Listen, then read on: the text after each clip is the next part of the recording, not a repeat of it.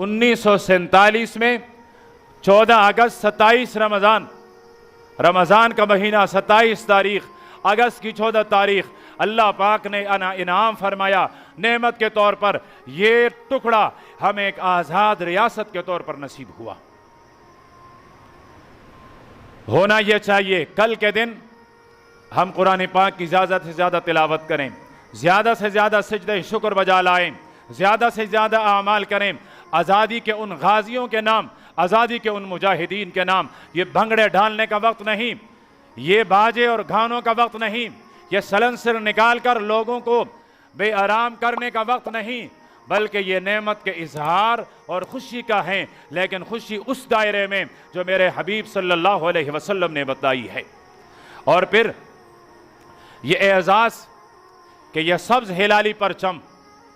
उस वक्त बांग्लादेश और पाकिस्तान एक था, तो दोनों मुल्कों में ये जो सब्ज़ हिलाली परचम हैं, ये तख्लीक भी एक मौलवी ने किया, ये तख्लीक भी एक मौलवी की है, और इसको बुलंद भी किया तो एक मौलवी ने। हमारे कराची में अल्लामा शबीर अहमद उस्मानी रहमतुल्लाह अलैह ने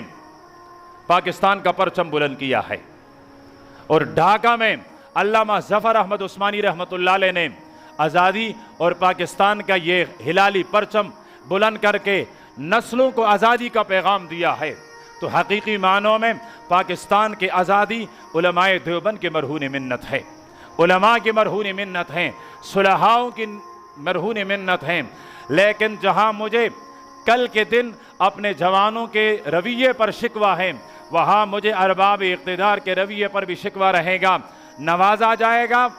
तगमे दिए जाएंगे, उनको दिए जाएंगे जिन्होंने हमेशा अंग्रेज़ के बूट पालिश किए, जो अंग्रेज़ का काला लेस थे, जो अंग्रेज़ से तनख्वाहें लेते रहे, जो मुल्क के गर्दात थे, जिन्होंने 74 साल भी मुल्क को लूटा, जिन्होंने 74 साल भी मुल्क के आईन के साथ मजाक की, जिन्होंने 74 साल मुल्क के अवाम के साथ मजाक किया, कल उनको तो तगमे दिए जाएंगे, कल उनको तो मुरब्बे दिए जाएंगे, कल उनको तो नवाजा जाएगा। लेकिन जिनके आबाओ अजदाद ने कट मर कर खून की नदियाँ पार करके अपने आप की कुर्बानियाँ देकर, अपनी औलाद की कुर्बानियाँ देकर, अपने बेवी बच्चों की कुर्बानियाँ देकर खून के नदियों में तैरते हुए जो इस मुल्क में आए, अगर नाम नहीं होगा तो उनका नहीं होगा, अगर तगमे नहीं होंगे तो उनके नहीं होंगे, अगर शुमार नहीं होगा तो उनका नहीं होगा। लेकिन